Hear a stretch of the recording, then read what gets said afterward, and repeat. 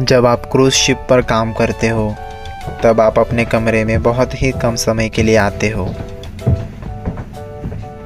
क्योंकि आप अपने दिन का ज़्यादातर समय काम करते हुए बिताते हो और बाकी कुछ समय आप क्रू मेस में खाना खा रहे होते हो और बाकी बचा हुआ समय आप लॉन्ड्री में यूनिफॉर्म की लाइन में खड़े होते हो।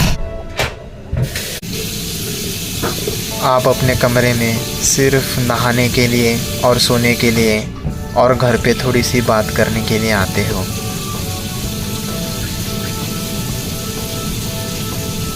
आप अपने शहर में कितना ही बड़ा बंगला बना लो और उसमें कितना ही बड़ा वॉशरूम बना लो, पर क्रूज़ शिप पर आने के बाद आपको इसी 4 फीट के बाथरूम में नहाना धोना होता है।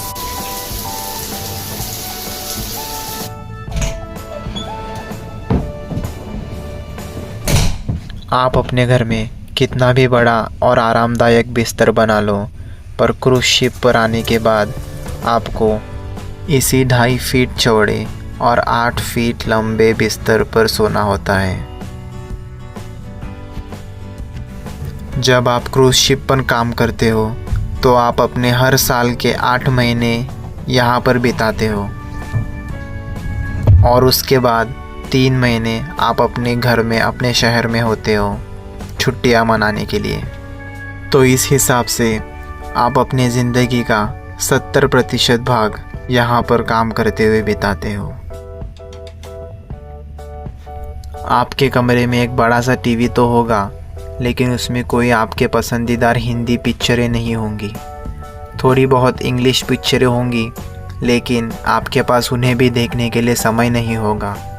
जब आपको सोना है तब आप प्राइवेसी के नाम पर यही छोटा सा पर्दा खींचकर अपना छोटा सा कमरा बना लेते हो। यही छोटा सा कमरा आपका लिविंग एरिया होगा।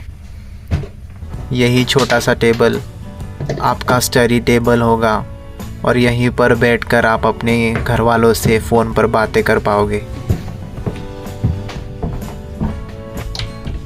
आप अपने साथ घर से बहुत सारे कपड़े तो लेकर आते हो, जिसमें कि आपके बहुत सारे फेवरेट शर्ट्स टी शर्ट्स भी होते हैं, लेकिन आप कभी उन्हें पहन नहीं पाते हो, क्योंकि मोस्ट ऑफ द टाइम आप अपना यूनिफॉर्म पहन कर काम कर रहे होते हो और खाना खाने भी आप यूनिफॉर्म पहन कर ही जाते हो। बाहर किसी पोर्ट पर घूमने जाने के लिए मोस्ट ऑफ द टाइम आपकी हिम्मत ही नहीं होती है, क्योंकि आप इतने ज़्यादा थके हुए होते हो। जब आप अपने ब्रेक टाइम में थोड़ा सा फ़ोन यूज़ करने के लिए बैठते हो और कुछ ही समय बाद जब आपकी नज़र दीवार पर टंगे हुए टेलीफोन में दिख रहे समय के ऊपर जाती है, तब आपको पता चलता है कि अब वापस काम पर जाने का समय हो गया है। Break time is over. फिर आपका मन हो या ना हो, आप अपना फ़ोन और बाकी सारी चीज़ें साइड में रख कर वापस काम के लिए चले जाते हो।